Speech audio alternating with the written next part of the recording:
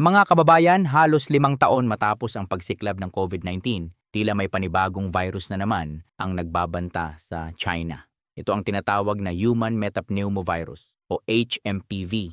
Ano nga ba ito? Gaano ito kadelikado?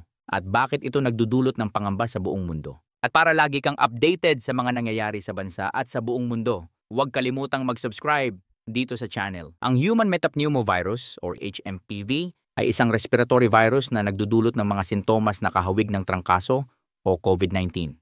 Karaniwan itong nagdudulot ng ubo, lagnat, baradong ilong at hirap sa paghinga. Para sa karamihan, ang infeksyon ay mild lamang. Ngunit para sa mga bata, matatanda at may mahinang immune system, posibleng mauwi ito sa mas seryosong kondisyon tulad ng bronchitis or pneumonia. Bagamat karaniwan ito, may mga ulat mula sa China na nagpapakita ng biglang pagtaas ng mga kaso sa ilang lugar, partikular sa hilagang bahagi ng bansa. Sinasabi rin ng mga eksperto na ang virus ay maaring mas madaling makahawa sa mga panahon ng taglamig kung saan mas laganap ang mga respiratory diseases. Ang nakakabahala, mga kababayan, ay wala pa itong bakuna o tiyak na lunas. Hinahanap pa ang origin nito. Ayon sa ulat, mabilis na tumataas ang mga kaso ng HMPV sa ilang bahagi ng China, partikular sa hilagang probinsya. Upang matugunan ito, naglunsad na ang China ng monitoring system para matukoy ang pinagmulan ng mga kaso ng pneumonia.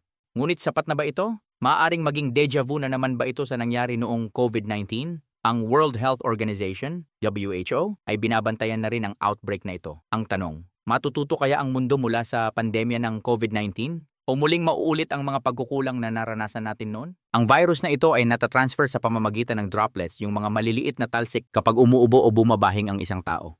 Pwede rin itong kumalat sa pamamagitan ng direktang pakikisalamuha tulad ng pakikipagkamay o paghawak sa mga kontaminadong bagay tapos ay hawakan ang muka. Sounds familiar? Halos pareho ito ng paraan ng pagkalat ng COVID-19. Pero ito ang mas mahalagang tandaan. Dahil wala pang bakuna, mas lalong importante ang pagsunod sa basic hygiene practices tulad ng madalas na paghuhugas ng kamay, pagsusuot ng mask kung may sakit at pag-iwas sa matataong lugar kung hindi kinakailangan. Sa kasalukuyan, binabantayan na rin ng Taiwan at Hong Kong ang outbreak na ito. Kahit mababa pa ang kaso sa mga lugar na ito, binibigyang pansin nila ang posibleng epekto nito sa kanilang populasyon. Tanong ng marami, magiging transparent ba ang China sa pagsugpo sa outbreak na ito? Matututo ba sila mula sa mga pagkakamali noong pandemya ng COVID-19? Tulad ng COVID-19, ang HMPV ay nagdudulot ng respiratory illness, ngunit hindi ito kasing peligroso, maliban kung may pre-existing lung conditions ang pasyente. Ang malaking kaibahan, walang bakuna o tiyak na lunas para rito sa ngayon. Ang isa pang mahalagang kaalaman tungkol sa HMPV ay ang kakulangan ng public awareness tungkol dito. Kung hindi magiging maagap ang gobyerno at mga medical experts, maaaring maging mas malaki ang epekto nito sa populasyon.